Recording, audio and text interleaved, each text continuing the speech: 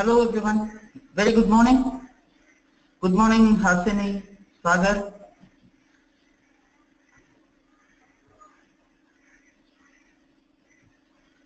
Good morning, Samir, Lopita, Shweta. Very good morning, everyone.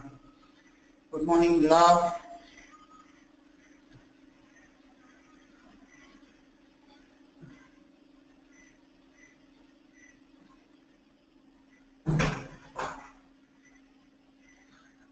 Good morning, Jayashri. Jayashri, Kalpana. Very good morning. Okay, friends. So, did you all had a chance to check on yesterday's links, what I had shared you before starting the class?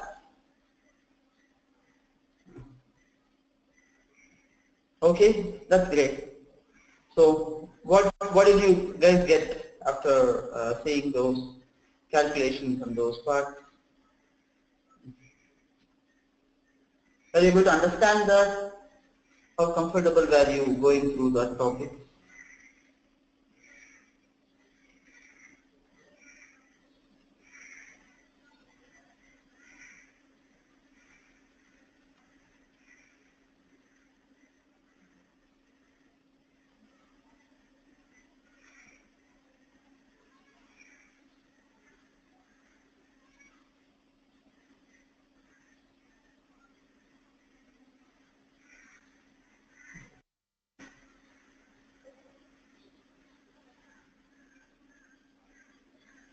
Okay. Okay, how do you do the moving calculations and the secondary calculations? Okay, that's great. How to increase the performance while using calculated field? Okay, that's nice. Take some time for this. Yeah, Father, that's fine. That's absolutely fine. So prior to starting, just wanted to give you all a heads up before, so that you're not feeling that difficult after we begin the module. So that was my intention for giving you that link. Okay. So, friends, so yesterday we saw about the number functions and the string functions. Today we will cover the date, the logical, the aggregate functions, and also few examples about the LOD functions if possible. Okay. So, moving on, friends. So, as you all know, a number functions returns numeric data type, and it allows the input to be given only as numbers. So, other than numbers, when you are passing some categorical fields, that will not take those fields. So, as you all know that. So, yesterday we saw this question. Similarly, from this example onwards, friends, everything would be practical, and there would be mostly like questions, and I will be asking you to solve things. So please connect to your global superstore and keep your data ready. Okay. Okay. Today we will get introduced to something called date function. So as you might all know that Tableau, according to Tableau database, one is a string data type, other is a number data type, and the other one is a date data type, and the other one is a Boolean. So these only 4 data types we have in Tableau. So here the date functions are very important when you are going to use a date column, that is the date dimensions or date dimensions generally. Generally, when you are using a date dimensions, when you want to perform some operation, when you want to do certain things, these date functions are really useful for us. So some of the date functions what we can see here is like date add. So date add, what it is going to do, it is, as you can see from the syntax, it is asking you the date part and increment and the date. Okay. So date part is what? Date part is month, year, and day. So that will be a date part. So either 3 of that value we need to specify there in date part. And what is increment? Increment is basically by how many, what number you want this date to be incremented. So here they are saying increment by month by 3 from this date. So whenever we are giving the dates here, you can give it with the hash symbol. That is, instead of the double quotes here, you can just mention the dates with a hash symbol, so that Tableau identifies that this is going to be a date field. So what happens? It just adds 3 months to this and it displays 2004-7-15. That is 15-7-2004. So that's what it displays there. Similarly, we have something called date name. Okay, date name. What this is going to do? We'll see the syntax. Even I don't remember the syntax actually. Whenever I am seeing that function, from that function I understand what the parameters that are required. For example, in a date name, when you see, there is something called date part which is asking. Next it is asking the date, and in bracket they have given start of week. So whatever things that is mentioned in the bracket front, that means it's optional. It's not mandatory. So whatever which is mentioned in the bracket would be in a open bracket, the square brackets, right? Whatever is mentioned, that would be an optional field. So we need not worry about that. So here, what it is going to do in the date name, I am asking the month from this date, 2004-04-15. So date name, as you see, it is going to return a name in a character format, in a string format. So that's what we are understanding it from the date name itself. So date part is something like what we just wanted to know the. There is something called date part also. We'll see about that once we go to Tableau. And here if you see the month alone would be taken under the date name. It's asking the date name, what is the month from this date? It is April. So I'm just taking the month alone here. For example, this can be used for many other cases. A live example would be in certain scenarios where you wanted to extract the month and day alone. So month and day alone or month and year alone when you wanted to extract, you can use a concatenation symbol and use this date name there. We'll just see an example for this date name. I'm just going to a new workbook. Friends, please connect to this global superstore and keep it ready. So we are going to see more of problems there with related to this concepts what we are seeing. Okay, so we have this order date. Okay, I'm going to create a calculation on the order date. Let me say year and month, or month and year, month year. Here for this I'm taking the order date. I'm going to use this date name. So when I'm using this date name, as you can see, it is first asking me the date part. So date part here I'm giving as month, comma, the date. I'm giving the order date. I'm just closing the brackets. And now I wanted to concatenate a year value with this. So I'm just adding a plus symbol to this. And again I'm going to use date name of date, comma, order date.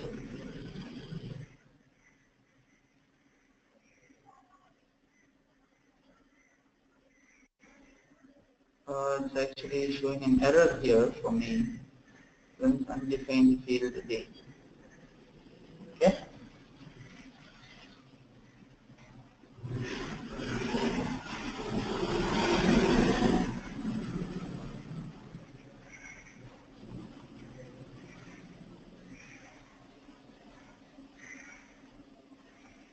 Okay. Now my calculation is valid.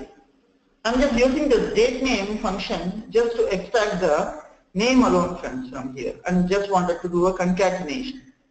So this is the calculation what I just had. I'm just taking that. Can you see here? April 1, April 2, April 3, April 4. So like this, friends, this date name can be used for many other manipulations. So this helps you to extract one particular information also. I will also show you the other way how to do this, but maybe when you wanted to perform some calculations, when you wanted to have your own custom thing, you want it by hyphens or you want it by slash or something. That kind of thing,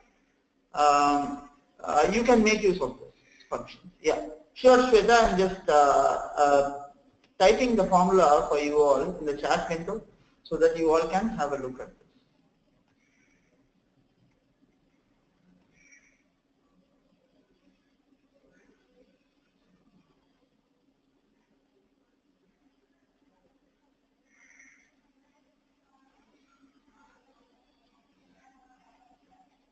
Okay, since I'm just typing the formula, whatever I entered there for your reference. You can make use of this formula with yours.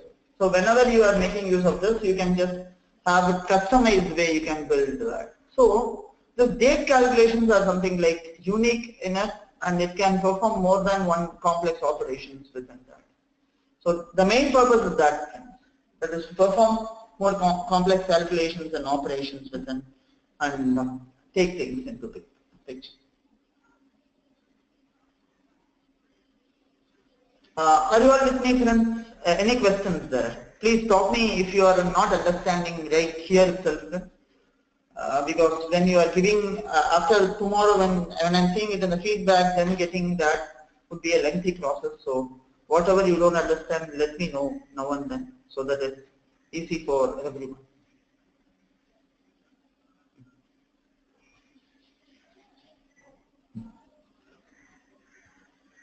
Okay. And next thing is, friends, we have something called here, similar to this date name function, we have something called day. So what is a day? So returns the day of a given date. For example, day is going to be this 12 here. So it is very simple and it's self-understandable from here. Returns the day of a given date. So just gives you the day that is 12 here. Okay, so how to get today's date? So for getting today's date, you can make use of a function called now. Now you can use. So now using now you can basically get what is today's date, and based on that you can just take the date. Return the current date and time. So that's what this now function. This is clear, friends, everyone. Okay. So if you are all clear with the concepts for the date, now we can go to solving some problems.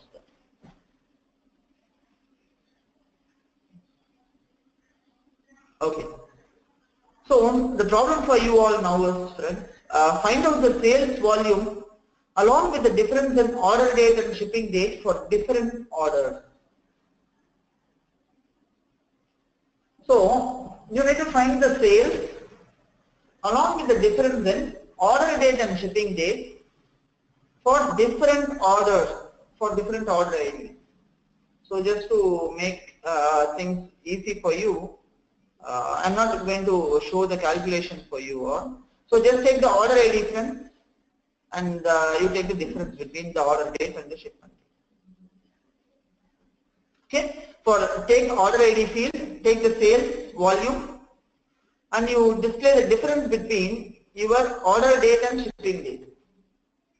So which function you think we can make use here? Please open your Tableau and see what are all the date functions that is available. So what are all the date functions that is available in Tableau, and which function we can make use of here. So what function we can make use here?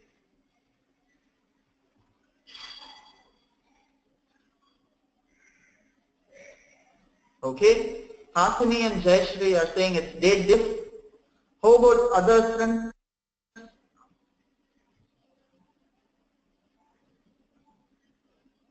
Kalpana, Manikandan, Samir, Lars, Sagar, what do you think?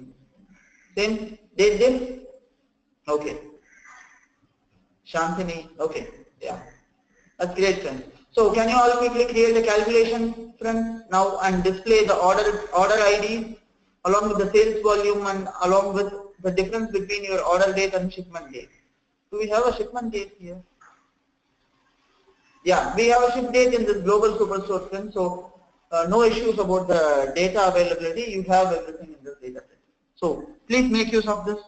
I'm giving you 4 minutes time.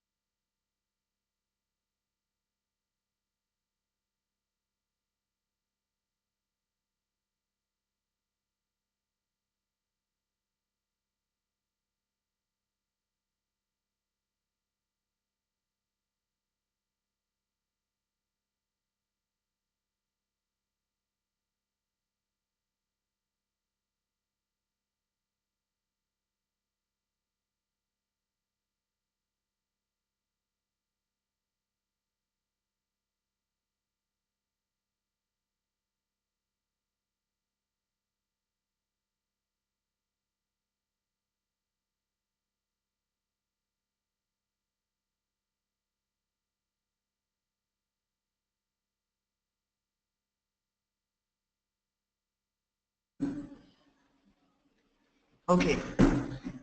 Uh, Kanya, I was just on mute for some time. I had given a problem for you all to solve.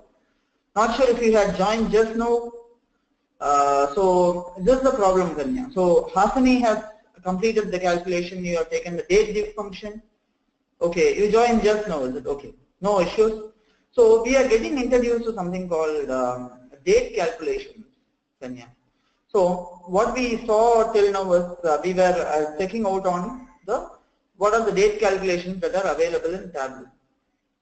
So we are, so did you attend yesterday's class? Okay, you attended, right? So on yesterday's class continuation, we just saw about the date calculations here. So as a part of the date calculations, I have given everyone this problem to solve. If you can see my screen, this is the problem what we are solving now. So I'll give you 2 minutes time, Kanya. Please open your calculator field and let me know what calculation I can use in order to solve this problem.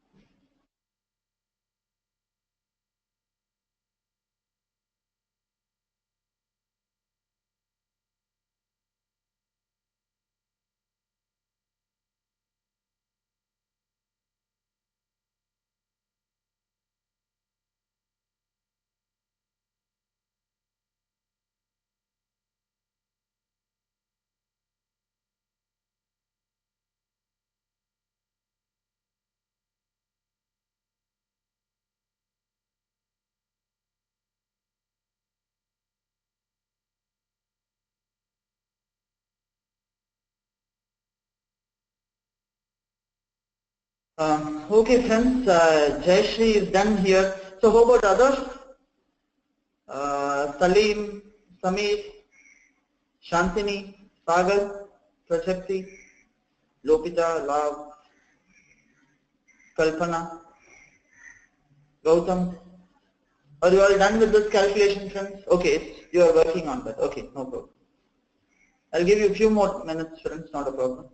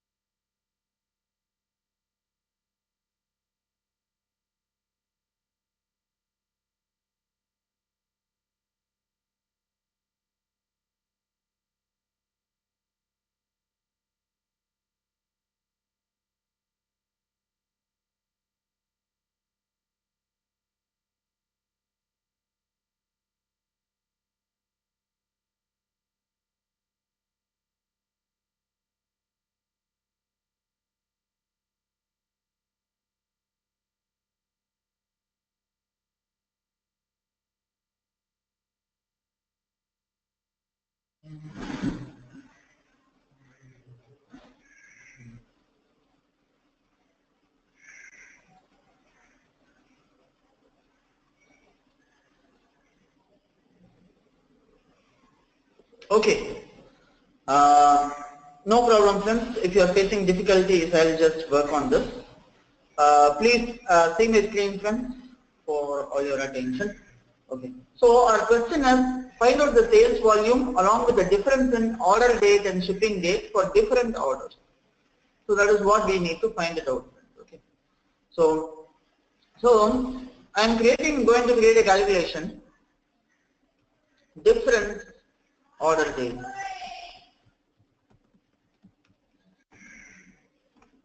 Okay, I'm going to create a calculation, difference in order date. So using this calculation, what I'm going to do is, friends, first I need to find the difference between my order date and shipping date. Okay, so I'm using date diff function for that. So this is the date diff function. This date diff function has 1, 2, 3 and 4. 1 is the optional parameter. So it is basically asking me the date part, the start date, the end date and start of the week. So in this date part, I am mentioning it as day here. Okay, I am mentioning it as day because I need a difference between my order date and my shipment date. So I am basically going to give the difference between the number of days between my order date and my shipment date. Okay, so I'm going to mention here first order date. That would be my start date, and my end date is going to be my shipment date. That is my ship date. So start of the week is an optional parameter, so I'm not going to use that.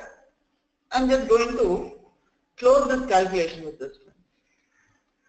So this is the calculation what I have created, different order date. So I just got this calculation created now. Okay. And now what I'm going to do is, so I'm just typing the calculation for your reference, friends, everyone. So this is the calculation what we are going to use. Okay. So now what we will do, we will take this order date and shipment date difference. Before taking that, what I will do is I will take this order date value. So, and I will take this order ID. Order ID. And I'll take this order ID. Okay. And I'll take the shipment date.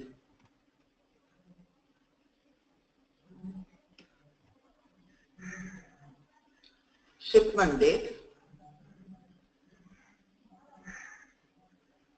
Okay, so we have taken this, and so here by default, what do you think is coming something different here? So I'm taking the sales here. So I'm going to use the sales, sum of sales for each and every order date and the shipment date. So I'm just stopping the axis, friends. I don't want it in my columns. I would like to have it in my rows. So whenever we are dragging and dropping a particular year field, so here date field I am dragging and dropping. So whenever I am doing that, can you see like what is happening? By default, an year value is coming there, year of order date. So by default it is taken as continuous value and it is coming like this. So here I am just going to down click here and right click here. Right click here and then going to change it as exact date. So as soon as I change that, this order date value as exact date, can you see what is happening there?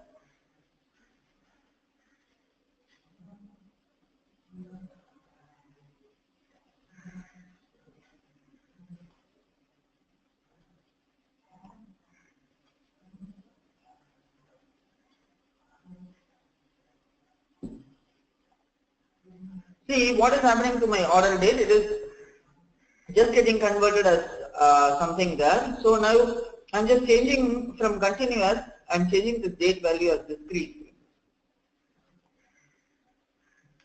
Now can you see what happens? My order date is coming in full, exactly the numbers what I required. Similarly, the same operation I'm doing it for my shipment date. I'm right clicking here. I'm making it as exact date. So after I change it to exact date, my shipment date will be changed as a continuous value, sorry, as a discrete value. And now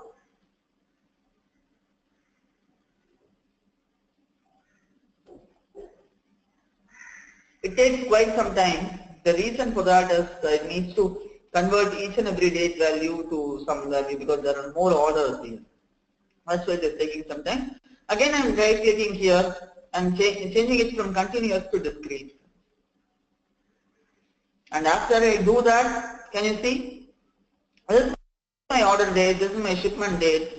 The number of days difference between my order date and shipment date is 161. This is 10/14/2014, and this is also the order date and the shipment date, the difference there.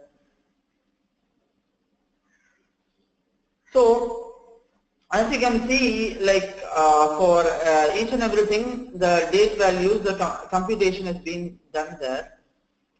The number of days. Okay.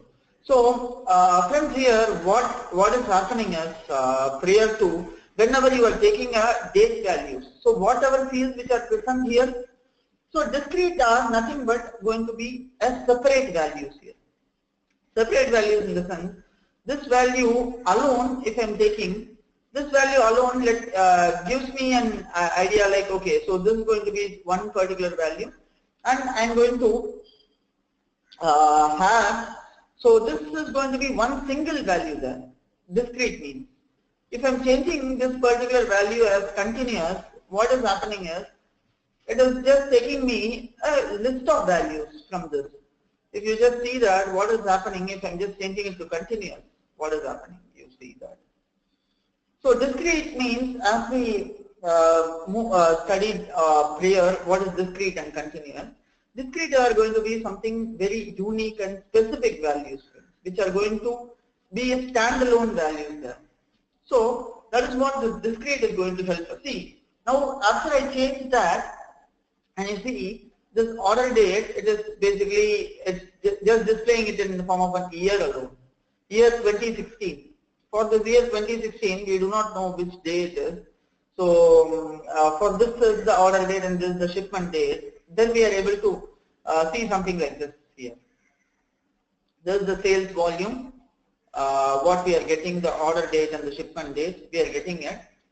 And this is the sales volume for individual dates, what we have got.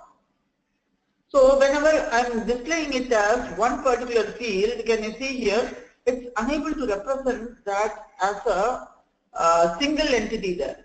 Though this order ID, though this is taken as a single field there, can you see here this 161 is being displayed, for it is taking each and everything as a continuous value. It's going to be for a whole year, it is showing us like that. So whenever we are displaying the dates, friends, it's always advisable to display that as a discrete value, because each and every individual dates are going to have its own values. It's going to have its own sales, right? So there is no point in showing dates as continuous unless until you are representing in graph. So continuous data is really useful if you are displaying something in a graph. But in this particular scenario, we don't need to display them as single entities. We need to display them as single entities. We need not display them as continuous values. That is a group of values put together and then showing that. That doesn't make sense here. Okay. Okay, Manikandan. So now we didn't put the calculation what we created, date diff of order date. I'm just taking that calculation now. So this is going to be giving me the date difference of order date. So this is the date difference of order date, that is my shipment date and order date. What is the difference? It's 4, 3 and others. It's basically computing me. the number of days it has taken for each and every order.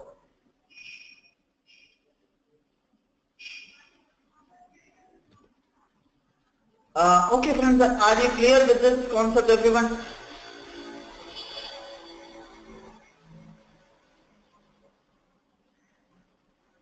This might look somewhat difficult for the first time. Maybe as you progress, you should be able to get that. Sagar and Kalpana. If you are finding it difficult initially, don't worry. So as we are going to solve more and more problems in this, don't worry. So you will get used to that, and you can have the assignments also. Okay, Shweta is saying she's getting the date difference as 8 days for the first record. Okay, have you used the same calculation, Shweta, and can you confirm me if this is the date? It is 10/6/2012, 10/2/2012. And is this for the same order ID? The dates are same? Okay. Okay, that sounds interesting.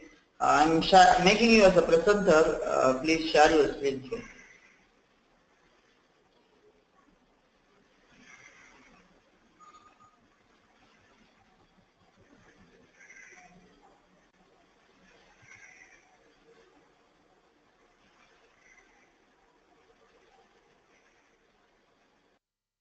Yeah, I just made you as a presenter, Shweta. You can share your screen. Hi, if you are able to see my screen. So this is the Yes. I'm able to see your screen. Yeah, sure. So this is the first record, which is from 10/2 to 10/6, and I'm getting a difference of 8 days. And this is the formula I have used.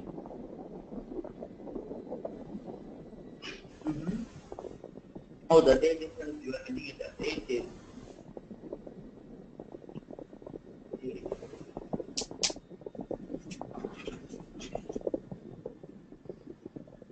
Okay, so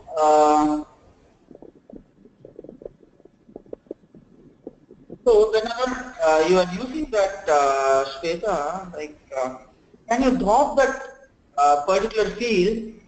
I think the reason for why you are getting it as 8 days is if you see your calculation, basically the date calculation, right? What is the output of that? It is coming and sitting in your measured, right? Date calculation. Can you please right click there and convert it as dimension? Right click the date calculation. Convert to now add that particular, remove the date from your measure values. Remove that date. Okay. And now you drag and drop the column. Towards the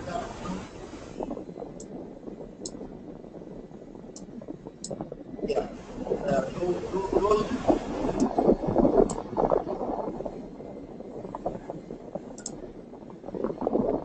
Now it is fine. Yeah. Basically, your date calculation was getting computed as a sum there. The reason for getting it as sum is, so Manikandan, do you understand the difference now? When we are having some field as discrete or when we are having it as measured, automatically Tableau computes the sum of that value.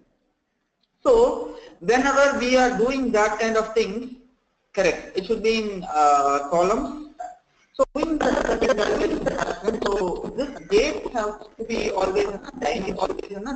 So whenever we are computing the difference and doing these things, it has to be in the same data type level. And whenever we are computing them, it has to be on the dimensions pane.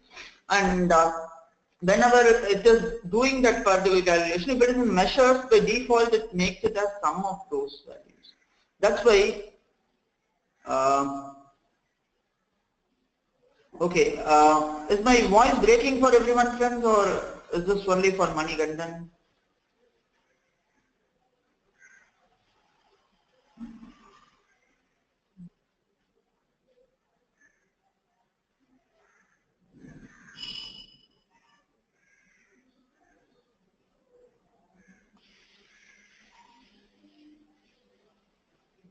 Okay.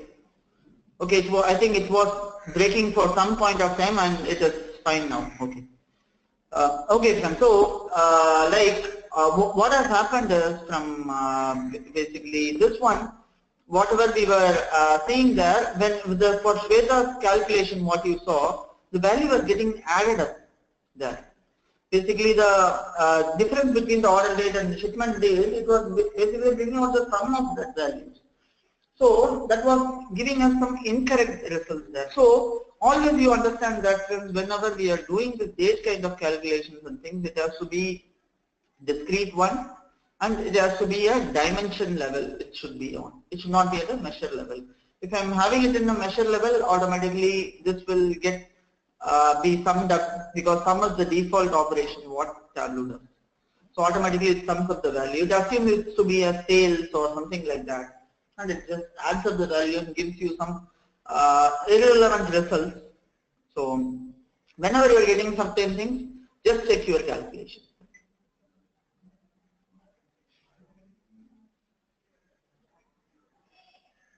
Okay. So yeah, friends, and Prajati, thank you. And as you saw that, immediately you were able to grasp that and tell the answer even before I could explain. So that's really nice. Okay. So here is what we will be seeing here. So this is what the result is about, friends, and this is what we saw now. Okay. So next, introducing you to some of the logical calculations, logical functions. So logical functions are something like what we have used them already. So it is like the if one, or there is something called if null. There is a function called if null. Okay. So if this expression is null, if the function returns the first expression, the result is not null, and returns the second if first is null. Okay. So what it does is basically, friends, you must have seen in SQL or Oracle queries, Cooley's function. This is somewhat very similar to that. Okay. So those who do not know what this Cooley's function does, basically when you are having values, non-null values alone, you would like to take that. So that point of time, what happens? This if null can be used, and what this if null does is, it basically takes the first non-null value. Okay. So what does first non-null value mean? So if this value is null, it takes the second value. So for example, here for the sales is being used, right? So when my sales is null, it displays 0 in place of null. It doesn't display null directly. So this is like something to replace the null. We can make use of this function.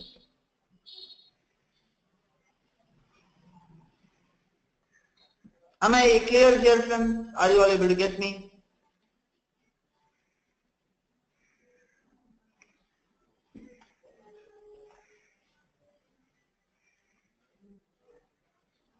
Okay.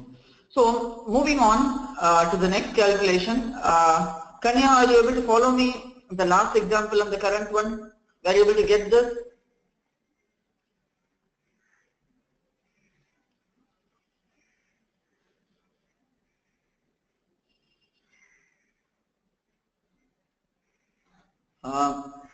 Okay. So Samir has a question. In an expression 2, can we put character also? So this is basically a logical expression.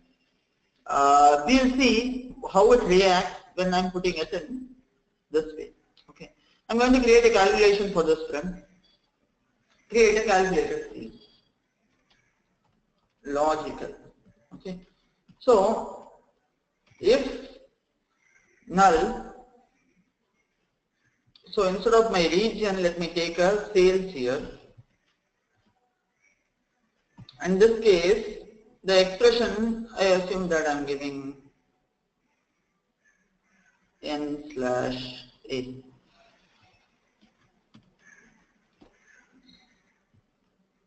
Can you see here?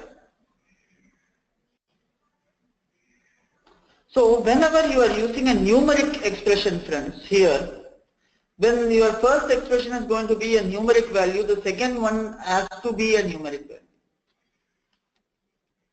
Instead, let me try using a categorical field, region. And you see now this is working. So the rule of thumb here is, friends, whenever you are using the if null function, the previous the first expression, whatever it is, the return expression has to be of the same data type. So if you are going to call with sales, which is going to be a number, the replacing value has to be a number. If you are going to call with some categorical fields such as region or others, then the return value can be characters, or else characters or not. You got it, Sami?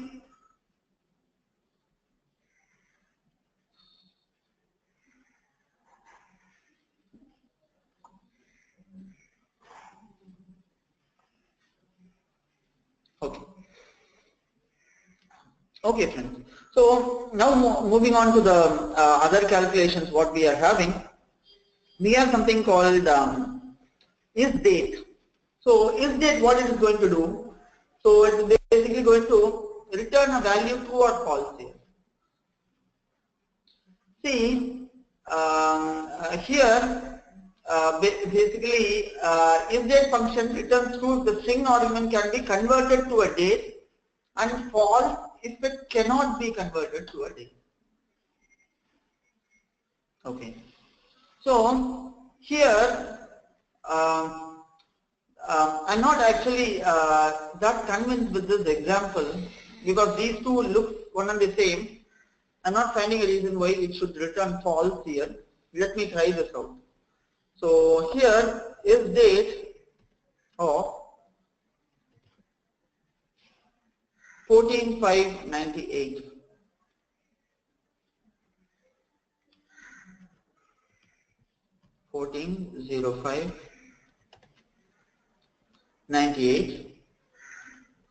So I wanted to know whether this value can be converted to a date or not. Right? So okay, the month is 14 here, right? Okay.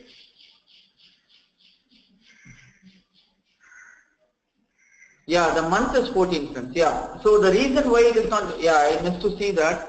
Actually here this example won't work. It will return false. The reason is here this is the month, day and year. So this is like 14 is a month and 5 is this, and it cannot be converted to a day, so it is returning false. Yeah, I missed to see this one in this format. Yeah. So now this is fine, friends. So with isDate is basically going to check and return us a particular date value is going to be a date or not. If it is a date, it will return true, or else it will return false. So and the next one here is we have something called min function, min of expression, or so it's basically going to return a minimum of an expression across all the records. So minimum of 2 expressions for each and every record. For example, minimum of profit, maximum of profit. These things you know already. Okay. So I think this is what it is. Now coming on to the problem. Now can you all take up this problem, friends? Some of our marketers are emerging and some are not. I want you to determine what are the cutoffs should be for a country depending on which market it falls into to perform well. Okay, I'll just make this question a bit more simpler, friends, because this, what I need here is, friends, from you all, let's not take up this question, it's looking somewhat complicated, but what I need here is, you take the profit of a country. Okay, so whenever my profit is greater than a particular value, so assume that it's greater than 30,000 or 20,000 or 10,000. Then greater than 20,000 you make it as high profit. If it is between 10,000 to 20,000, you make it as medium profit. If it is between 0 and 10,000, you make it as low profit. If it is profit, if it is in negative, you say it as highly negative profit. So I need 4 conditions from you, friends. Can you write it using the logical calculation? So we have used the logical calculation, you try it out. So it's absolutely fine if you are not able to do that. If it is difficult for you to take it up, it's absolutely fine, we will see that. So I need 4 conditions, friends.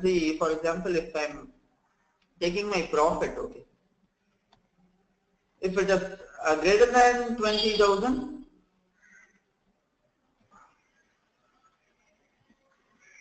high profit.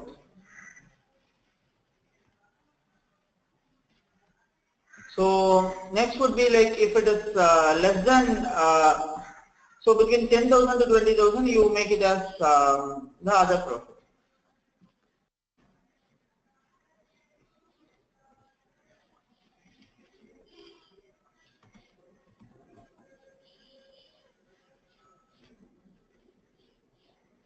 And profit has to be less than 20,000. So you just derive out 3-4 conditions like this, friends, and can you please come out with a calculation for me? Yes, friends, absolutely. You can use if else, and you can basically make use of that. So like this, the condition you put, and the remaining you just categorize as low profit. Can you all try this and let me know after you are done?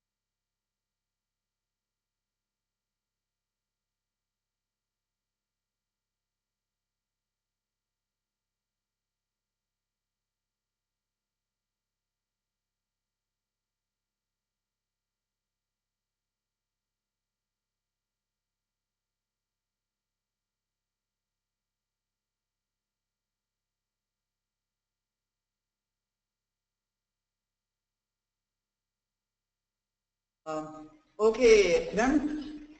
So this is what the calculation what Lars has used. So I'm just going to show you the same. Yeah, Lars, this is looking fine. You are able to get the result. And now can you take this calculation and put it in your map so that you can differentiate it by colors. So based on 3 different colors I require, one is on high profit, other one is medium profit, and other one is less profit. 3 colors we shall have, and based on these 3 colors, we need to display the sales. Yeah, Samir, this is looking fine. What we will do now is we will make use of this calculation. Okay. So, friends, those who are all not able to get it, please let me know. So, Lav and Samir, after you are done, please add it to a map and show it in 3 different colors based on the sales, or based on the based on the sales. You just highlight these 3 things. So, this would be basically based on the profit. You put it in colors. So, 3 different colors we should get. One is for the maybe green is for high profit, orange is for medium, and red is for low profit. We need 3 colors of data. Okay, that's great.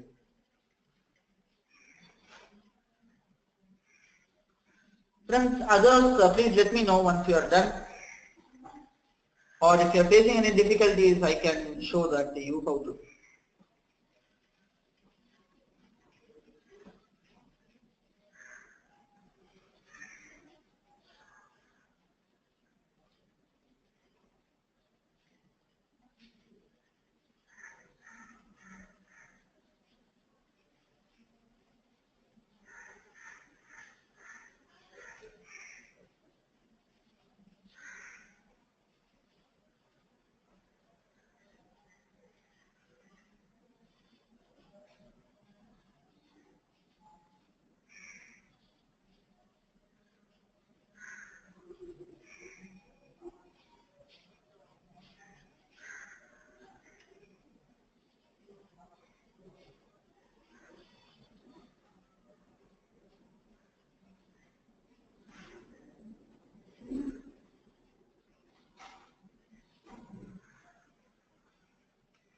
Yeah, you can handle the nulls as well if you want to, Shantani.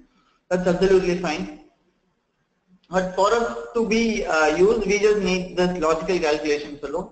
So inside that you can use anything there, Shantani. So you can also use the null handle. If null also can be used or something like that.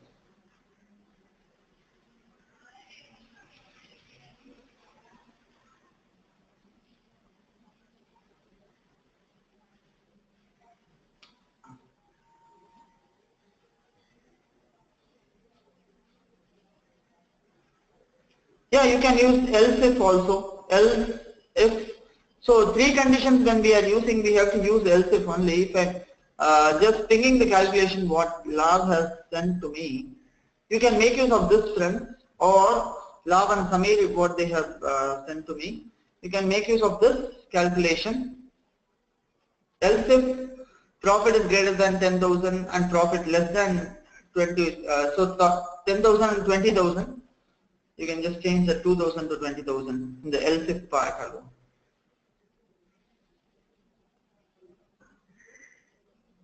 So in the else if part alone, there is and 1 0 was missed, so you can just add that 0.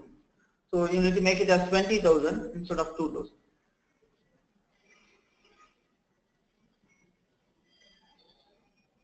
So I just shared you all the calculations, friends. Let me know if you are able to see that. Or are you all able to understand that calculation, how to write that? Correct. So yeah, if we are, okay, Asani is done. So yes, that's right, Samir. So that's what I'm just going to show it to you. So friends, here if you see, when we are taking the profit as it is, what happens is, generally the value of the individual profit. So, like love, how many colors are you able to see? 3 different colors in your view? Were you able to see 3 different colors in your view?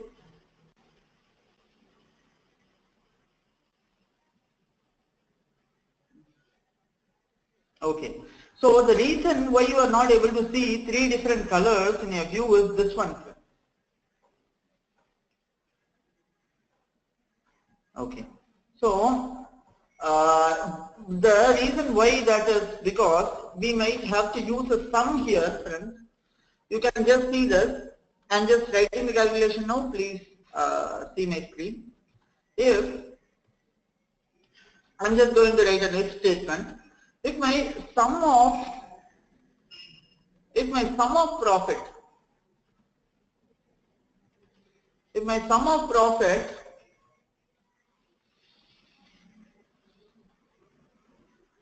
is greater than 10,000,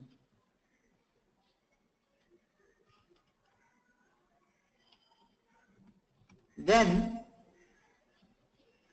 I'm saying it as high profit. So 10,000 or 20,000 I think I took. 20,000, then it's high profit. Else if my sum of profit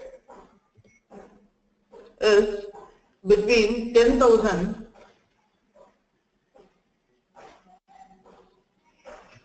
and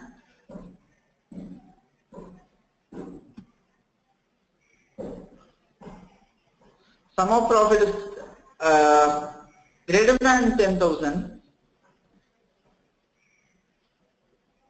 and sum of profit is lesser than 20,000.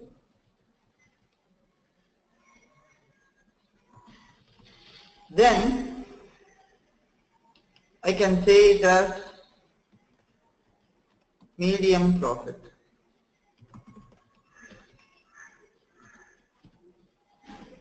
Else it is going to be low profit. For else we may not write any condition, friends, because it's going to be a default condition. Finally, I'm just going to end this if else.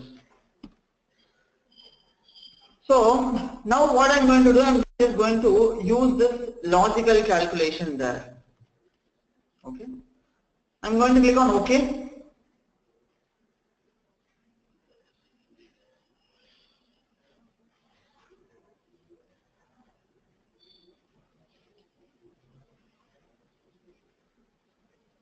Okay. So Samir is saying if you are removing the AND part in the else if, it's working in that case also. Okay. Okay, friends. So here what we will do is we will take this, I'm basically going to take the country sales along each and every country here. So let me first take the countries and I'm going to take my sales. And based on my country, sales is represented by size here. So whichever country has bigger sales, it is in a bigger lot. Now what I wanted my this calculation, logical calculation, whatever I create. So this logical calculation, what I created, it's available here. I'm just dragging this, dropping it on the colors. Now can you see? There are 3 different colors which is coming for me in my view. I'm just going to edit the colors and assign some colors for that. So high profit is green, low profit is red, and medium profit is going to be orange. I'm going to apply this calculation. I'm clicking on OK. And now these are all the countries which are having high profit, for which the profit is greater than a particular value. So maybe if you want the profit value to be seen also, you can just add it in the tooltip. So you can see the profit also. So these are the countries which are having high profit. These are the countries which are having low and medium profit. All three put together in a single view. So I'm just sharing you all this calculation. So Samir was saying this, that even without this AND condition, it is working. Okay, it will work, Samir, but I wanted a differentiator between this 20,000 and 10,000, Samir. So that's why I gave an AND condition here. The reason behind this is, so if it will work for you, but maybe if you see the values exactly how they are messed up. So I just wanted a separator between this 10,000 and 20,000. So yeah. So if I'm just giving it is greater than 10,000 only, right? So what happens? There is a chance that the values which are greater than 20,000 also comes in this bucket, right? So how do you think you can stop that? So what if I'm having some item which is having greater than 20,000 profit? In that case, if it comes in this bucket, how to handle that?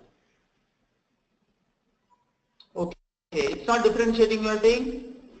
Okay, if it is not differentiating, maybe in this example, this is okay. So I'm just removing this and saying, friends, okay. I'm just removing this AND condition. I'm clicking on OK. Yeah, for this example, it's not making much difference, but in general cases, friends, when you are using else if and when you are comparing certain values, it's better to have that condition there. So basically in this example, maybe the data set is too high, or maybe we just need to increase the limit here so that it's not, so instead of 20,000, I'm making it as 2 lakhs. Instead of 10 lakhs, 10,000 I'm making it as 1 lakh, and 20,000 I'm making it as 2 lakhs. Okay. I'm just clicking on OK. Now you can see that the differentiators. So this would be like greater than 2 lakhs is this country alone, and the other is between 10,000, 1 lakh and 2 lakh are the orange ones, and for the low profit it is that. Because we didn't have enough data, it was not taking the earlier time, now it is taking. So now when we are removing that condition and using that, now let's see the difference.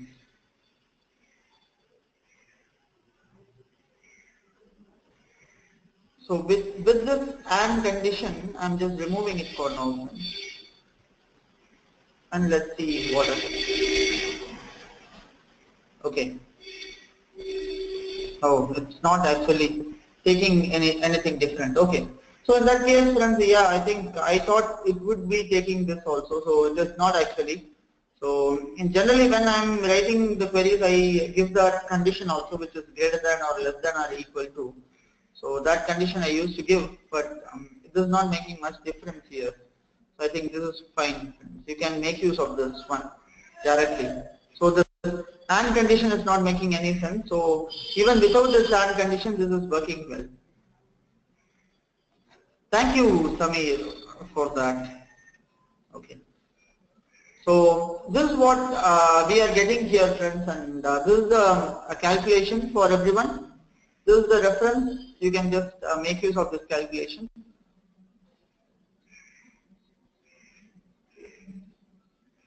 Yeah, it's actually better to take both the conditions, but it is working without that also. So you can make use of this also, friends. But for this, it was not working. But in general cases, it's better to take both the conditions. Yeah. Thank you, Samir. Okay. So now we are done with this logical calculations part, friends. I think we'll just cover one more and just go for a break for some time. So this is what they were doing. They are basically having a parameter created, and based on that parameter value, they are basically having 3 different values set. So they are making use of if and else if conditions. Can you see here? They are using more than one conditions there. Okay. I got that now. Why that was not taking that point of time, why it was not making a difference that point of time. So if you see here friends, here I should make use of brackets here. Okay. So if sum of profit greater than 10,000, can you see this? Else if sum of profit greater than 10,000, I'm adding a bracket now, and again one more bracket I'm adding. My sum of profit is less than 2 lakhs. Okay. Now I just added a bracket to this. Now you see what happens after I'm adding a bracket. So generally friends, whenever you are giving this logical conditions there, it's always better that you have some brackets added there so that it's differentiating between one calculation and other. So whenever it's performing some AND operations or this kind of operations, so it's always better to have a bracket there. So that's what we are seeing this example also. You can just see that whenever there is an AND condition there, they are having some brackets added there. So for an else if condition fully there is a bracket, so which means it needs to be evaluated as a single statement there.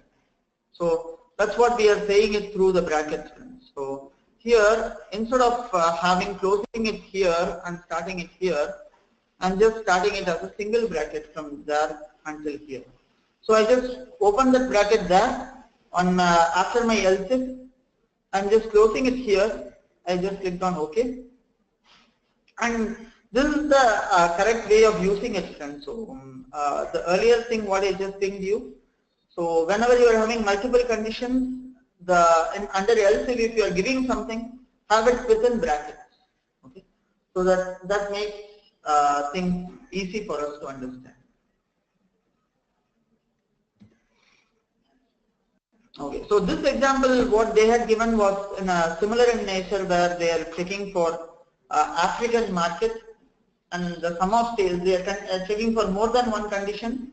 And can you see here in the if statement, they have opened the curly braces and closed the curly brace. So when the market is Africa and sum of sales is greater than emerging threshold, then it's well performing. Else it is not well performing. Like that, they are making use of parameters here. We just made use of a normal data. As we already performed some similar operations, I didn't want you all to do that again and again. So you can just see that underperforming, well performing in a logical maps there, in a filled map basically.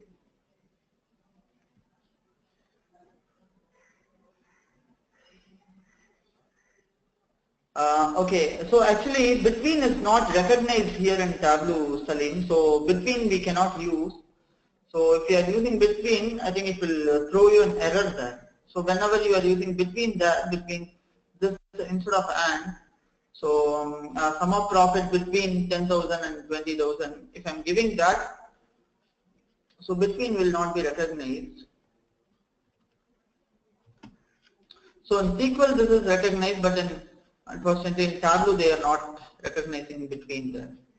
And you see here between is throwing us an error. It's throwing us some calculation error there. So this is taking as a character expression there, and it will not take it there.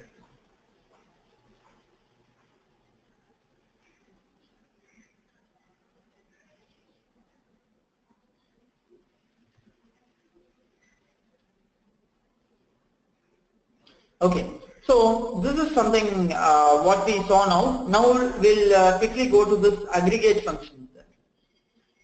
Okay, so what are aggregate functions? As you all know better than me, like what are the by default Tableau aggregates all the values and it uses all the aggregate functions there by default. So average, count, median, standard deviation, sum. Everything we will be using minimum, maximum, everything comes under a normal aggregate functions there. So aggregate functions perform calculations and returns a single value there. As you always know, aggregate functions return value will be one single value. So irrespective of whatever aggregate functions you are using, it will be returning one single value. Okay, and so basically the average is going to give you the average of that. Count is going to give you the count of the orders.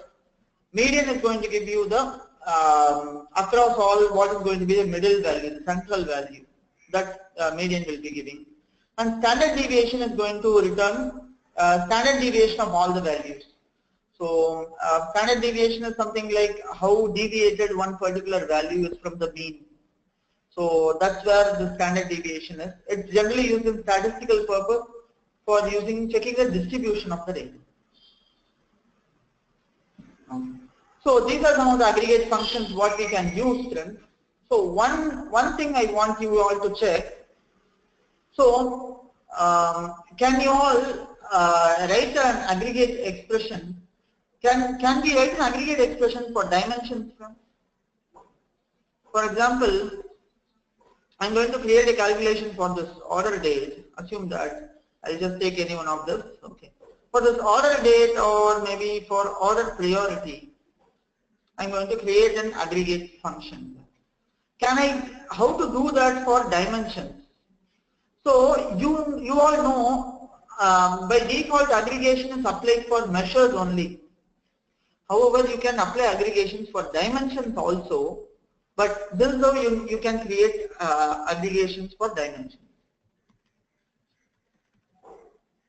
Okay. So for this order priority, what I'm doing, I'm going to take, that is a function called ATTR.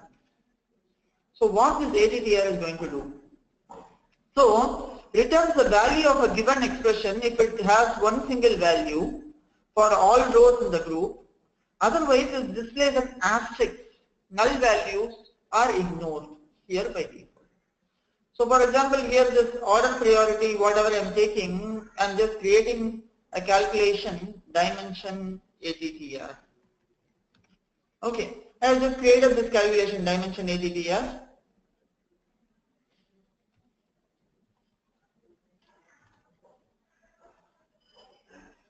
So this calculation is coming and sitting under my measure dimension ATTR. So what I will do, I'll just drag this value and drop it there. Can you see here what is happening? Dimension ATTR, once I just added that value, I'm just adding its value here.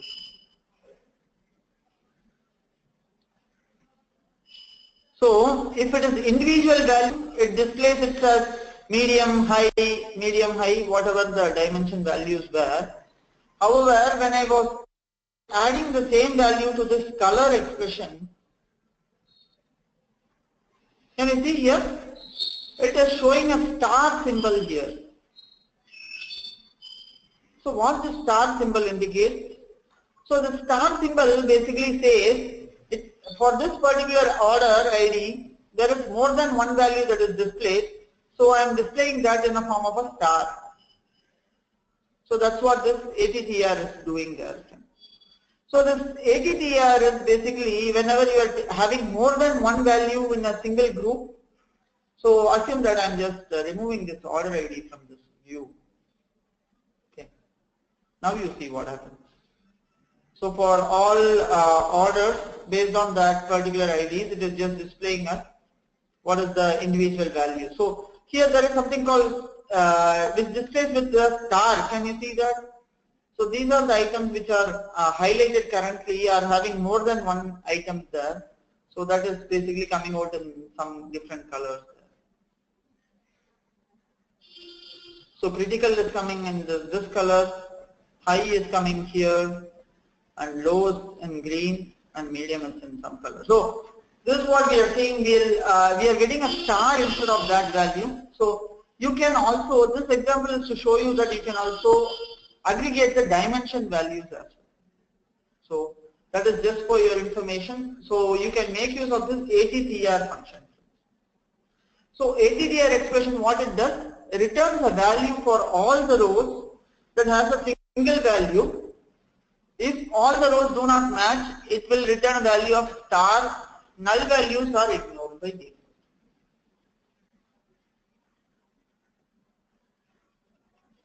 So in other words, to say it simple, if it is having a unique value, it returns that value. If it is having non-unique value, it basically returns star.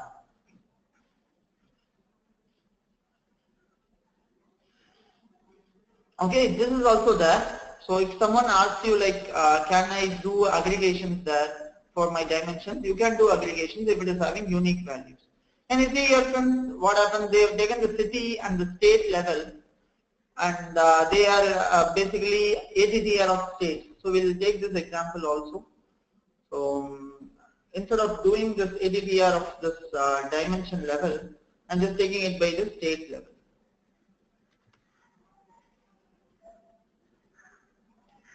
So I'm just removing this.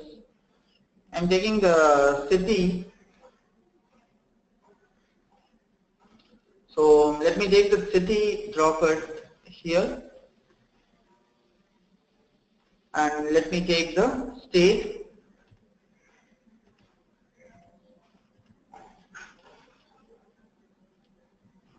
Let me take the state and drop it here.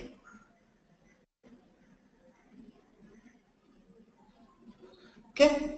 So the state is this, and this is the city within that. So when I'm just going to edit this, I can also edit the calculation directly here, friends. So how to do that is basically double clicking this space. What you can do is you can just make it as ATTR of this particular state. ATTR of state you can just make. Okay. So after you have made this attribute of state there, so wherever there are one single values, you will be able to get that as a single value there.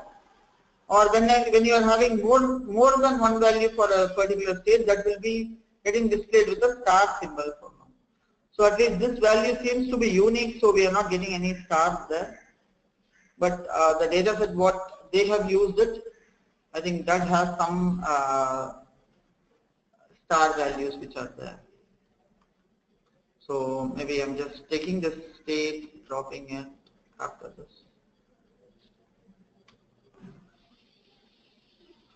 Yeah. So I think there is not much of unique things there. So not more than one group that is there. So it is just displaying it as a single value. Are you all getting this example, friends? So like this ATTR and these things, how to make use of convert the dimensions to something working like this.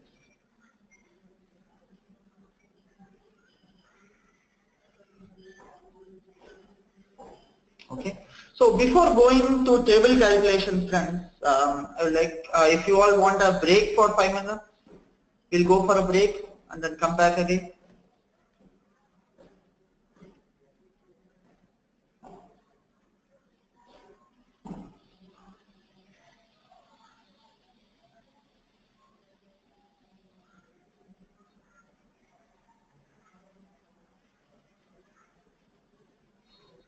Okay, friends, we'll all go for a break for 5 minutes and we all will come back for table calculations.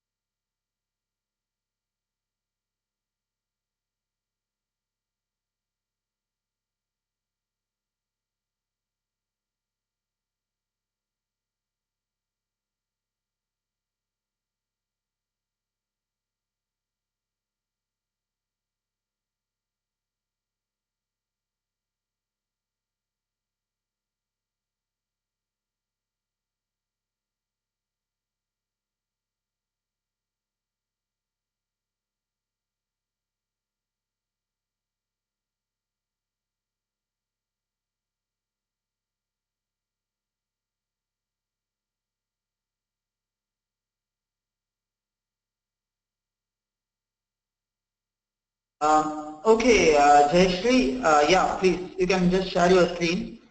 Um,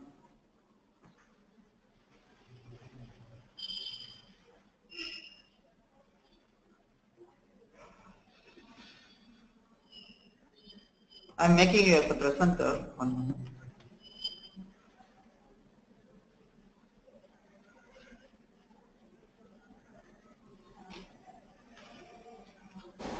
Yeah, Jayashree, you are now the presenter.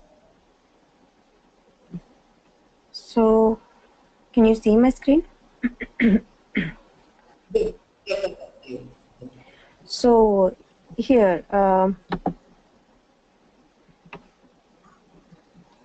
I just had my logical calculation here. So, I'll edit. So, this is the calculation. Okay, I think you are, okay, 1 moment. Yeah, I can see it now. Yes. Okay. So, this is the calculation. When I try to drag into colors, I'm just not able to see. I'm able to see only one color. Why I'm not able to see the other colors, like high profit and then medium profit and then low profit? So instead I can see only a low profit. Yeah. Mm-hmm. Okay. So if I So, click out and then okay, and take that. Profit in color. Let's see what. Some of sales, the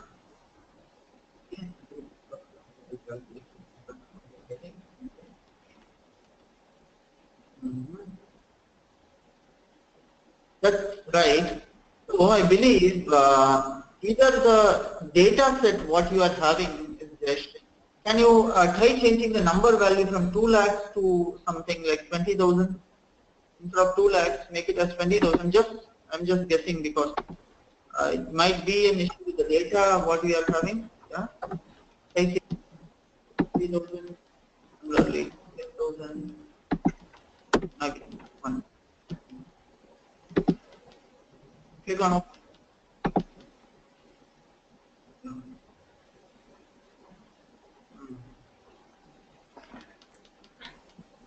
I don't know, it's Yeah, even in that place, you are just getting better. Okay, now logical calc, what you are having. mm-hmm. I'm just checking that. Okay. So I believe this is the same calculation what you are using, right? One moment, I'm just thinking you that mind. Just wanted to see if something different is what you are having.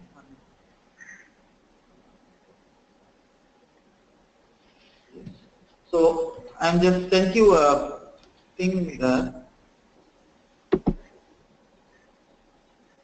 Um, can you just copy and paste the same calculation there in your screen, Jayashree?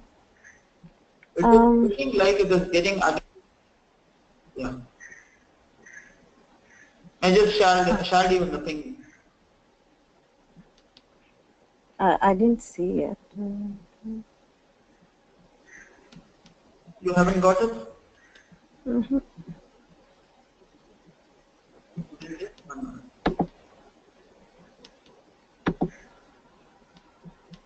Yes. See this? No? I just sent you.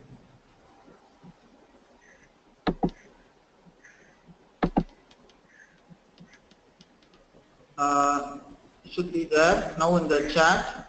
Yeah, I think it's that.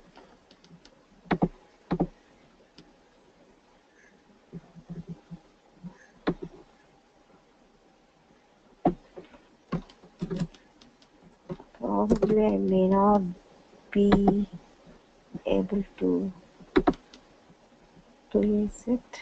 Let's see.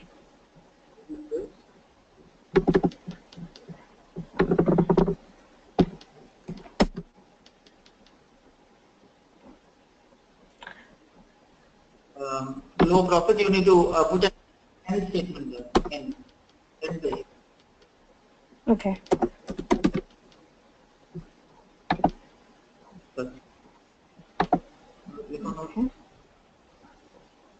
if you remove the aggregate calculation and add that once again.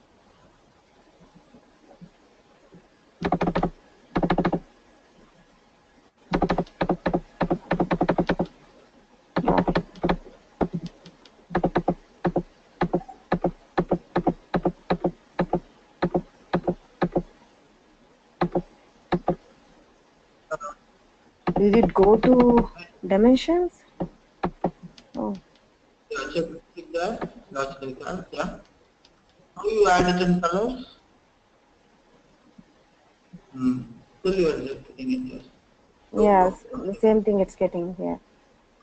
So, can you clear the sheet once and try re-adding it again? The calculation is valid. Yeah, I did the same thing. If you want, I can take a new sheet and I just drag and drop it. Oh. Something is getting shifted. Okay, so sales.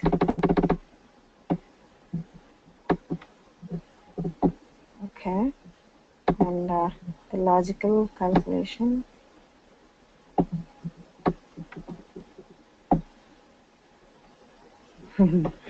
Yeah, it's the same thing it is showing. Okay. Because here it is working fine, like what we have, that it is showing like the critical high, and then, but I don't know where. Here, Jayesh, can you go to your data source once? Just wanted to have a look at your data source. I'm able to see two tables, orders and returns. Yeah. Yes. Yes. And you're basically joining it based on some common columns, I believe, right? Yes. Yes. So the sales, what is there? Can you remove one of that? Just take orders alone. Can you remove one table? My guess is that it is from one other table. That's why it is not getting highlighted. Okay. And if that is not working, we'll just try adding it in the filter and see how things are working there. Okay. And now can you just go to that data set alone and take that values? Yeah. Logical calc, you can remove that logical calc or clear the sheet up and just do that again. So we need to do the calculation again, I mean to say? No, not the calculation, just dragging and drop alone again. Okay. Fine. Is it here? No. No, it should be that.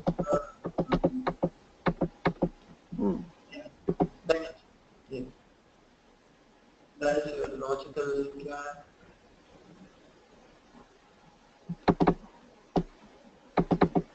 Yeah, the logical calc.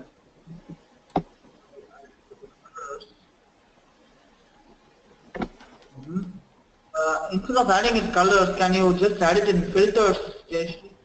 Okay. Just want to see.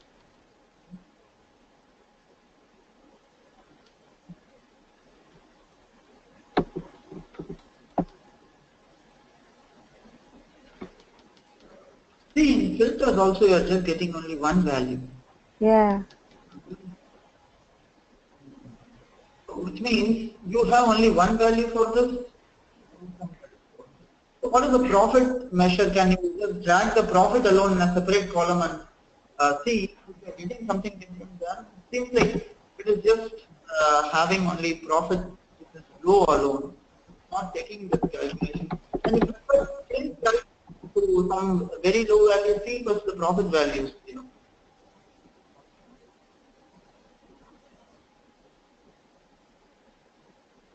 I think the profit values are showing it is 30, 28. Yeah, that is the reason. Yeah, that is the reason. Yeah. I think it's because of the data set what I have taken, I think so. Right, right. So Yeah. you can, for better purpose, you can just download it, the data set once again. Yeah, yeah, I will do that. Yes. Yeah. Because I was doing all these exercises, so it will be like, yeah, okay. I'll take up another sheet. Yeah. Not an issue. You can just take the data set again. It should work Okay. now. Yeah. Okay. There is Fine. no I'll other try. possibility. Yeah. Thank you, Jayesh. Thank you. Thank you. Bye. So Kalpana, maybe you can also try the same. It's because of this issue only. You are adjusting. Okay. So here, friends, so as I showed you, whenever we are picking out the date values, for some of us, the date values whenever we are taking, it is showing us discrete data for us. So what is the reason why it is showing us discrete data and why it is showing us years? For example, in this sheet, for me the ship date is showing as individual values. So before I'm doing this ship date, I'm just taking that ship date again.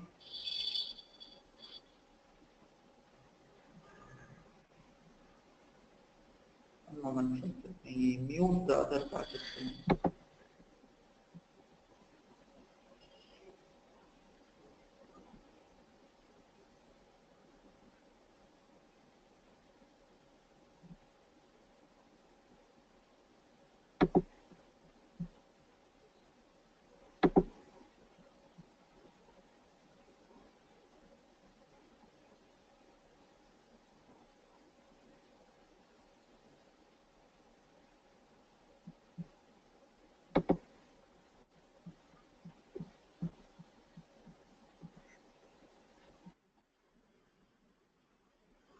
Okay. Okay, friends. So I think I have muted everyone. So now, I'll just show that once again, friends. I have showed it to you. For people who have just joined late, I'll just make that. Yeah, Samir, the issue there was Jayashree's profit data was very low. It was just showing around 30 or 10 or 20 only. So that's why we are not able to see any conditions except the low profit. We are not able to see anything there. So I think it's the issue with the data set. So once she gets the new data set, it should be working fine. Okay. So now addressing this part, friends. So when we are adding the ship date here. So some of you were getting like the ship date is coming as a hierarchical data like this. It should come as year of ship date. The reason is by any date values, by default Tableau converts it into a hierarchy, and that's the reason why it is showing us the plus symbol there before that, and it is showing us the year of ship date. So what we need to do that first in order to convert it into a number. I'm showing it once again, friends. Those who have missed out my earlier thing, just have a look. So I'm just converting it as exact date. Can you see here? I'm just changing it as exact date, and as soon as I change that to exact date, my value will be shown as continuous.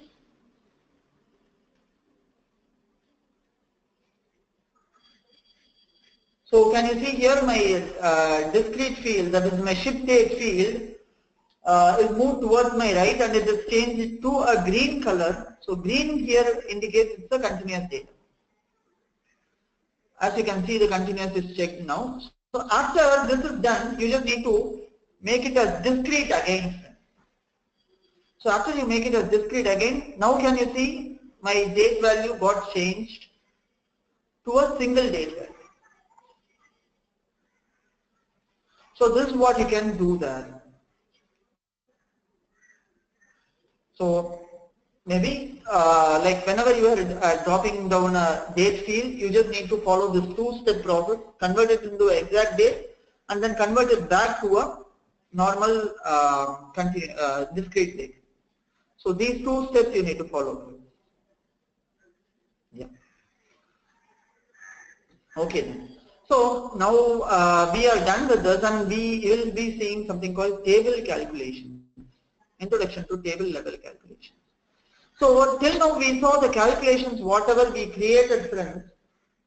This calculations, whatever we have created, for example, this dimension attribute, the logical calc, and these things, when I'm just going to my data source, the dimension at and the other ones, what I just created those calculations.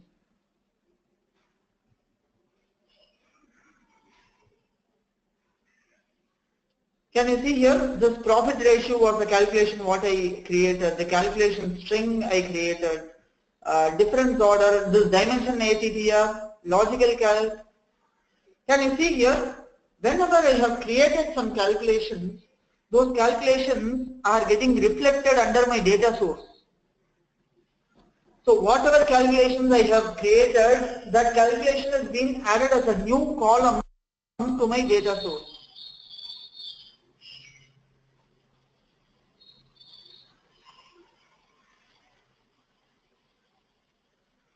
Can you see this, friends? It's getting added as a new column to my data source.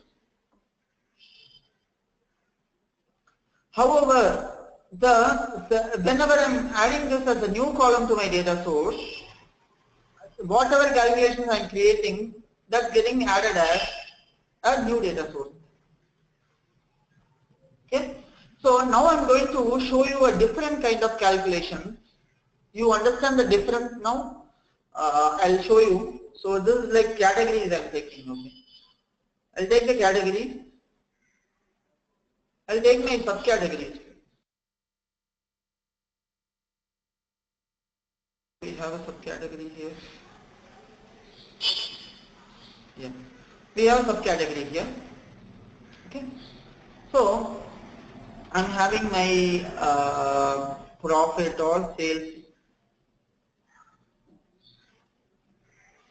Okay, so after I am adding my profit or sales over here, friends, what I'm doing, I'm just right clicking here, and can you see here, there is something called quick table calculation. So I just added this calculation here, friends. I just went down here and changed it as quick table calculation. So in this quick table calculation, as a part of this, I'm getting options of running total, the difference, percentage difference, percent of total, rank, percentile, moving averages. So what this table calculation is going to do? I'm just going to apply a running total to this value, friends. Carefully observe this value. So what I will do, I'll just add one more sales here. Two sales values I'll just add. I'll just drag and drop the sales again in text. So actually when I'm doing that, it's not allowing me to do. So what I will do is, I'll just go here, quick table calculation. I'll just change it to running total here.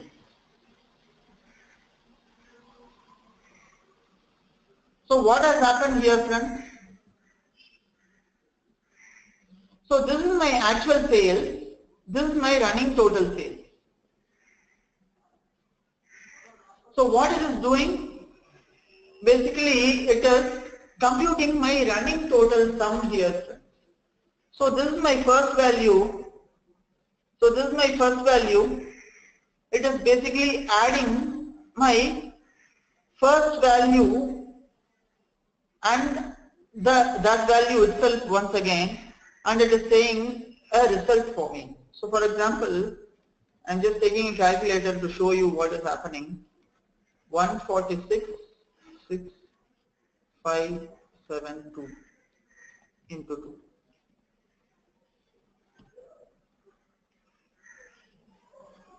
So here what it is doing, friends, it is basically summing up my values here, friends. So whatever values you just see, 1466572,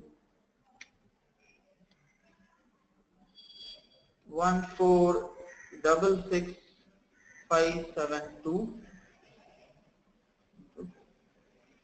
So this is actually not computing it for my first value. It is just summing up the values 1465672 plus this value.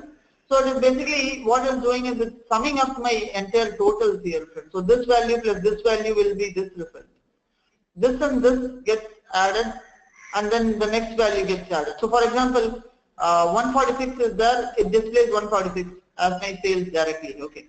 For first value remains the same. For the second value, what it does, it just adds my 146 with my second value. So what is this?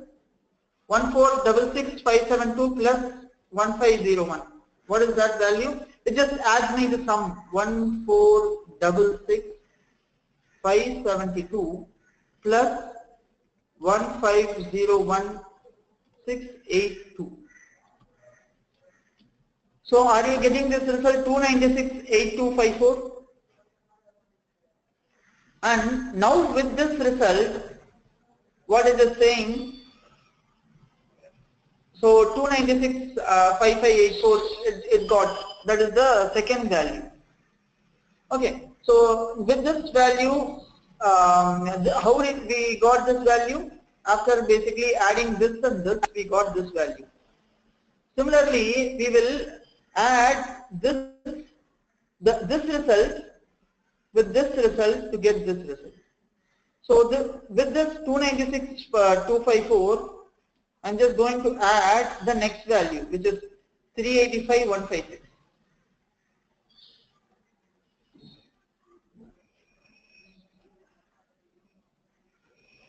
Can you see this? This and this result are one and the same. Now what I do with this result, I'm going to add number, that is 757042.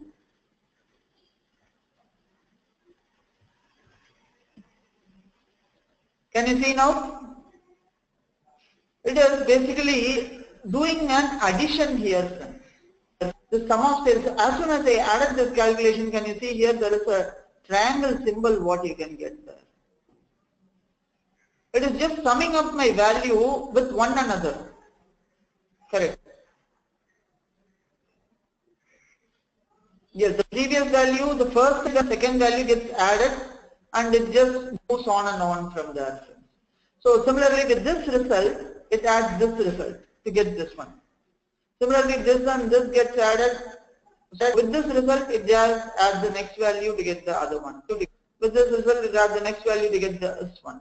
Like that, it keeps on adding until my last value is formed.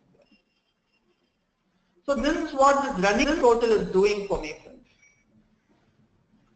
Are you all getting this, friends? So after I am adding this calculation, I can just compute my running total, summing total also. This is like a quick table calculation.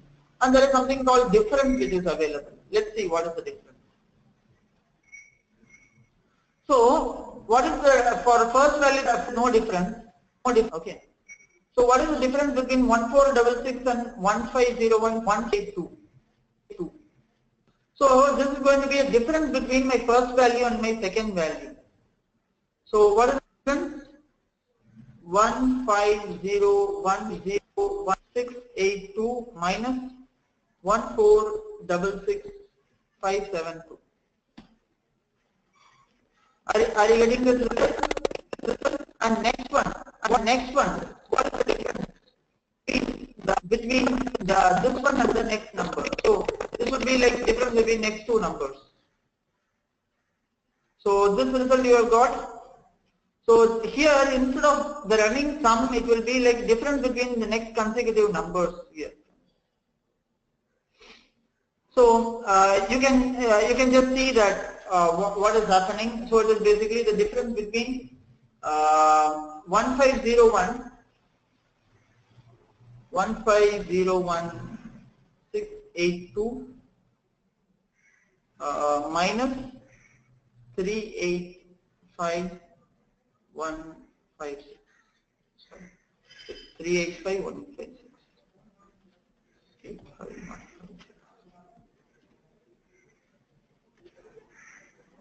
So 11116526.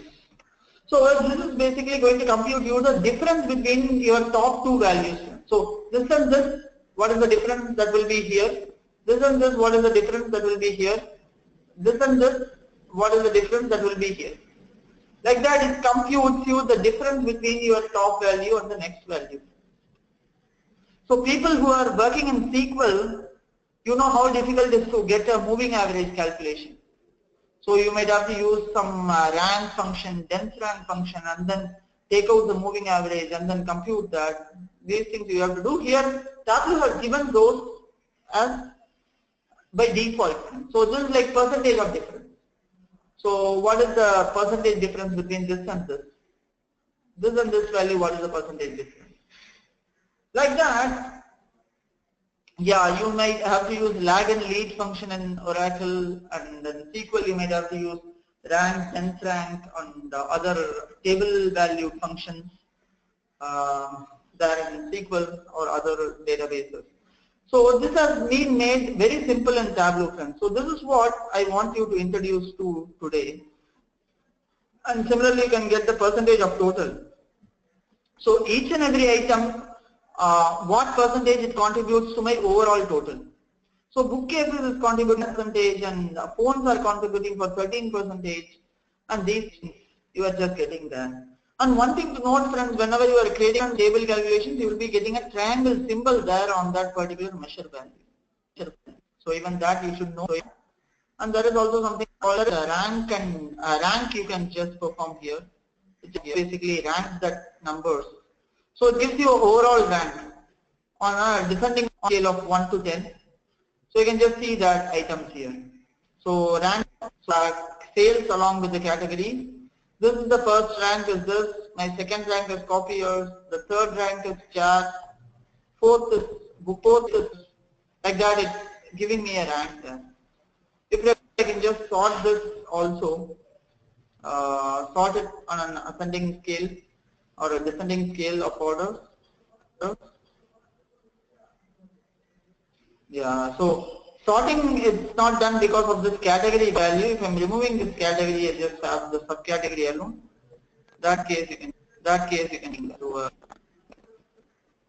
descending order, the descending order, this is what you can calculate,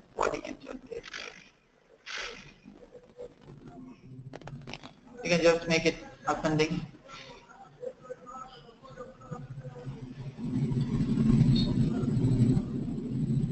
You can just select this field, make it ascending. So see how simple is this, friends. So how these calculations are getting created, everything. It's just very simple for us to see. It is just by a click alone, you are getting all the calculations added there by Tableau, and nothing much manually you need not do. So not much of calculations you need to perform, friends, because for people who are from other backgrounds, non-programming backgrounds, for them doing calculations would be really difficult unless until it is possible there. So this is something like really simple things what we can make use of using the table calculation.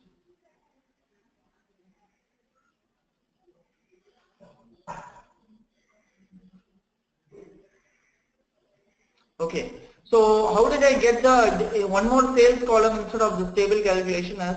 So Jayashree, initially I didn't have this sales value. So what I did was I'm just clearing it off.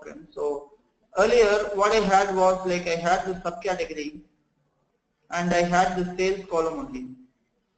So now I wanted to have one more sales value to be displayed there. To have it displayed, what I did, I first added a table calculation to this. So maybe a running total I just added it, or a rank I added it. Okay, so after adding a rank to this, now I just double clicked on my sales, then my sales value gets added here. So prior to doing this table calculation, you cannot add one more same column, you cannot add it. After adding this quick table calculations, you can add the same column once again. That is possible.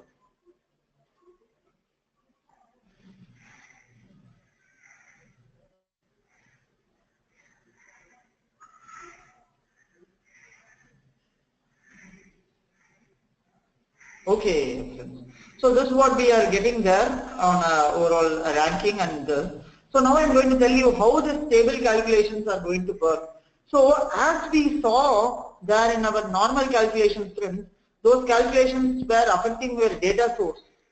So whatever new calculations you are creating, those calculations were affecting your data source, but these calculations do not affect your data source anymore. So they just affect the view of this screen alone. So view of this particular worksheet alone. So it will not affect the data source, unlike our traditional table calculations. Traditional calculations what we used to create manually. These calculations are applied at the view level only. Okay, that is one important thing what you all should know.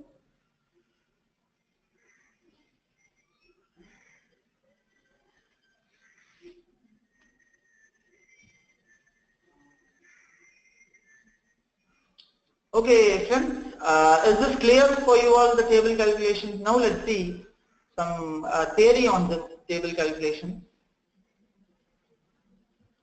Okay, so this table calculation is a transformation you apply to the values of a single measure in your view based on the dimensions in the level of detail. Okay, so based on the dimension values whatever you are having, you are basically applying a different filter. So here my dimensions are subcategories. Based on my subcategories, I am creating a rank for my sales. So that's what they are saying here. A table calculation is a transformation you apply to the values of a single measure in your view based on the dimension level of detail. Okay. So the table calculations rely on two types of fields. How this table calculation is working? So there are two types of fields which are associated with the table calculation. One is going to be a partitioning field and other one is going to be an addressing field. Okay. So what I will do is, this table calculation what we have created, can you see now? So now I am going to add a category here. See, I am just adding a category value to this and a subcategory here. See, as soon as I added my category value to my view, my rank order is, now I am getting it in proper descending order, ascending order. After I added my category, you see, according to my category, my rank is getting displayed. Can you see that? Why this is happening? Can anyone tell me why this is happening, friends? And since some of you have gone through the links yesterday what I have shared, did anyone get what is happening here?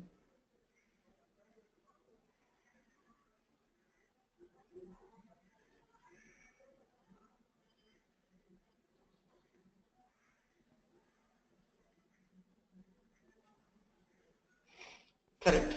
The data is getting ranked based on the table level, friends. Okay. So I'll just show you what is happening at the background.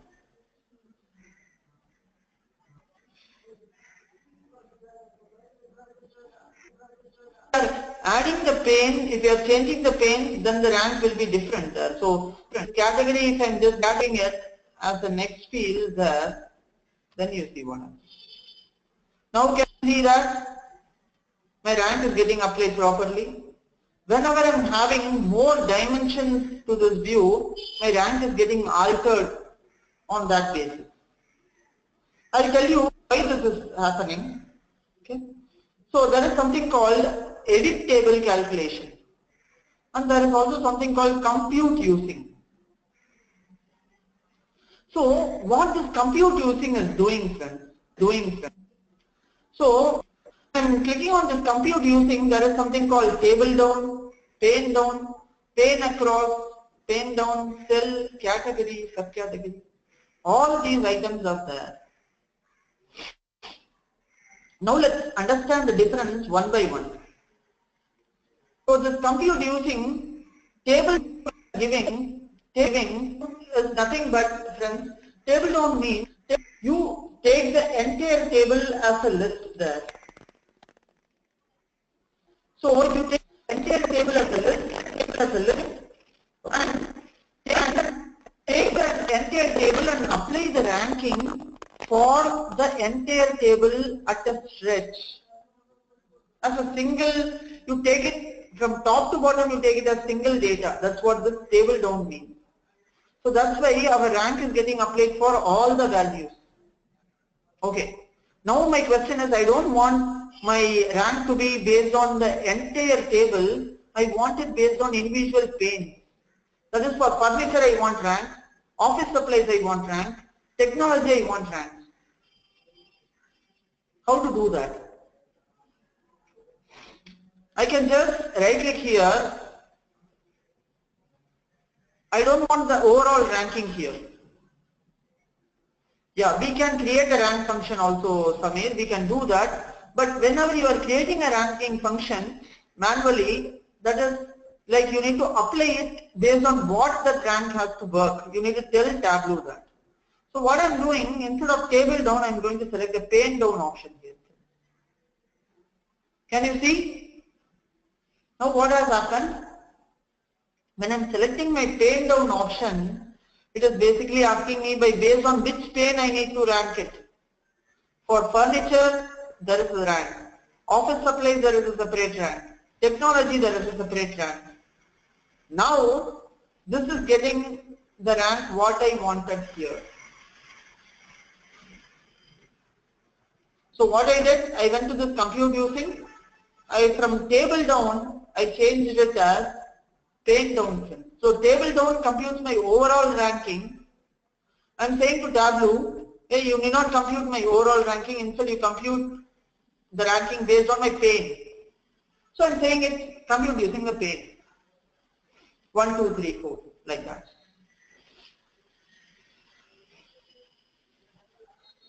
Are you getting me, friends? Everyone?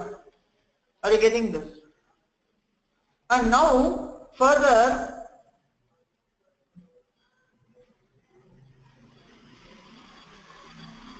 I will like to explore the other options which are there. So I'm just right clicking here and I'm clicking on this compute using pane across and then down. So this doesn't make any difference here, friends, because pane across is across all the panes, that is already computed, so it's not making any difference. And I'm going to do that pane down and across. What this is, so this is also not making any difference there. This one I'm just saying.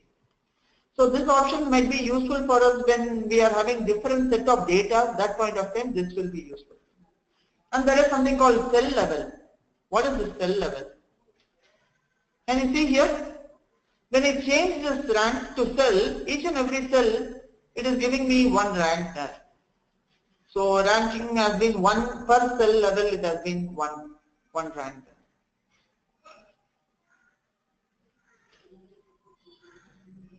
So I'm saying now, you compute my rank based on my category. Can you see? You compute my rank based on my category. Compute using, I just gave it as category. I'm saying compute using my subcategory. And you see what has happened now? So earlier thing, what it did, when I clicked on compute using the category value, it just value as 1 for everything there. Each and every category it is categorizing as 1 unique values. When I'm just doing it using subcategory level, it is doing it based on this. Okay. So here is where you need to understand how this is working. How this is working here. So I'm just editing this table calculation, friends. And can you see here? There is something called compute using what we are seeing here in this view. Are you able to see my screen, friends? There is something called compute using. I have edited the table calculation. It is saying my calculation is going to be a rank, okay, and it's going to be in a descending order, okay. And this is something called competition, unique, and dense. So something like we can just select it here. So dense will be giving 2 ranks. If 2 tables are having same values, it will be dense rank and unique. So we'll see it later. But however, when I'm saying here, I have selected specific dimensions. I'm saying I'm going to rank it based on my subcategory. The field which is not checked, the field which is not checked is called partitioning field, friends. So the field here, category is a partitioning field. Partitioning field in the sense, my rank will be computed, base will be computed, and ranking will be done for my subcategory. So my rank is going to be based out on my categories and the partitioning fields, and there is addressing fields. These two things what we just read here, this is what it is. Partitioning field partitions your data into separate buckets. each of which is acted on by the calculation. So here my partitioning field is going to be my what? Category is going to be my partitioning field. So this is going to have a separate bucket of data. So based on my individual buckets, I will be computing each and every values here. So that is what my partitioning field does. And there is one field called addressing fields. So addressing fields defines the direction in which you want your calculation to take. So the subcategory level, I want my rank. So here if I am unchecking the subcategory, you see what happens. Can you see here? My Tableau has lost the direction on where to put the rank. So for each and everything, it is taking it rank as 1, 1, 1, 1, 1 for all values it is computing as 1. When I am making this field as addressing field is now it is saying based on my category, based on my rank for my subcategory. If I am not doing this, this will not work, friends. So this table down which is selecting by default, what it is doing is basically selecting my both category and subcategory items. So it is ranking by overall all fields.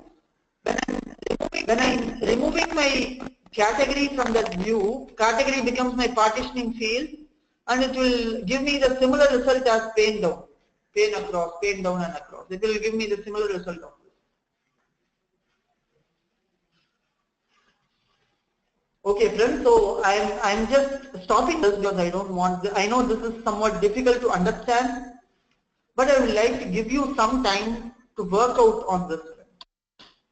So we will see the same thing again tomorrow, don't worry. But here, this part, how many of you understood well and how many of you didn't understand it well?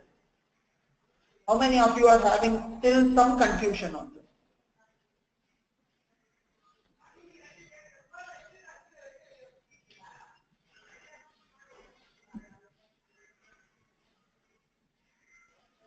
Okay, Samir got it, Prajakti got it, Kalpana has some confusion, Salim it's clear, Hasini it's clear, understood, okay.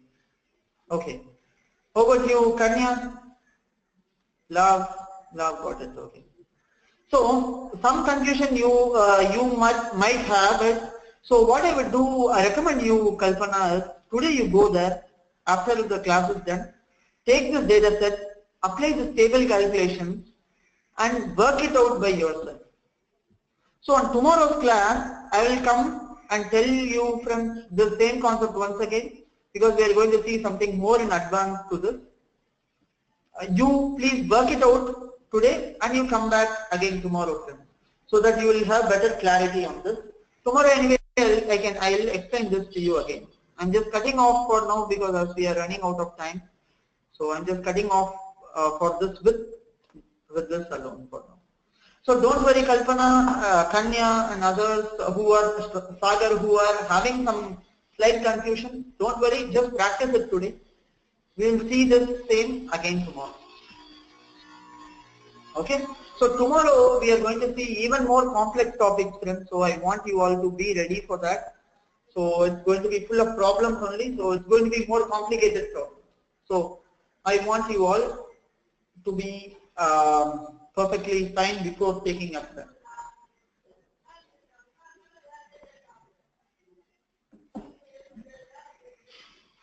Okay friends, so I'm just stopping that with this. We'll revisit this concept again tomorrow, friends, so don't worry. Those who didn't get, you can get it tomorrow. So you please practice it for now.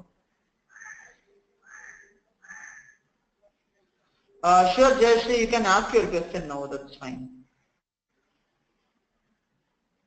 Okay, sure Sagar, no problem, you can join the class late, not an issue. Thank you, Kalpana. Thanks for informing me, Sagar. Thank you, Lopita.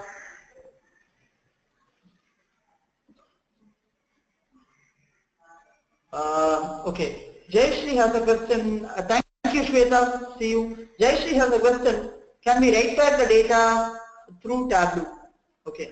So Jayashree, Tableau is a tool which just is the read-only system of your data source. So here through Tableau we cannot do a write back, Jayashree. We cannot write back to the database. Thank you, Hasini, Shantini, La, Sagar. So we cannot write back the data from Tableau to any of the source databases. It's because it takes a snapshot of your source database and it will not work there. Thank you, Manikandan. See you all tomorrow. Okay, Jayashree. So if any of you have any other questions, we shall continue, or else we'll call it a day. Okay, Jayashree. Thank you. Then let's all catch up tomorrow again, friends. See you all. You all take care. Bye bye. Have a nice day.